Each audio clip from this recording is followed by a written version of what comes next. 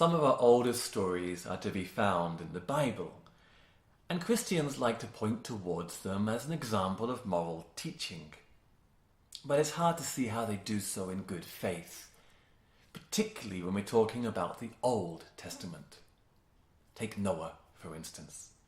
If, like me, when you were in school, you had the job of drawing all those little animals that take refuge in Noah's boat, 2 little cats, 2 little goats, and 2 little dragons, until your teacher pointed out the dragons aren't really an animal, then you remember the story.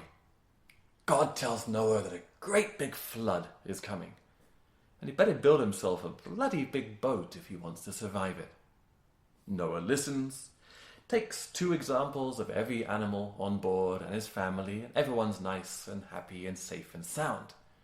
A clear case of insider trading, if there ever was one.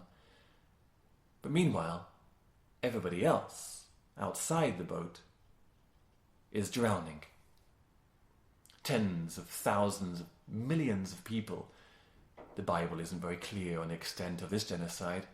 And all the other animals on earth, except presumably the ducks and the dolphins, they're all drowning. So whilst inside the boat, blankets are being passed around, maybe a cup of hot cocoa.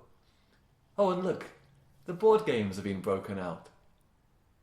Outside, everybody is drowning and fighting to try and get inside the boat, their fingernails scraping against the sides, begging to please be let in. And what's Noah doing? Well, presumably he's walking around the boat with a clipboard. Let's see, we've got 2 horses, 2 anteaters, 2 snakes, 2 frogs. Best keep those ones separate. God, of course, has sent down this flood because all of the people, and presumably the animals too, were all corrupt and evil, with the exception of Noah and his family. So what's the moral lesson here? Or perhaps it's, if your creation runs into some bugs, try turning it off and on again.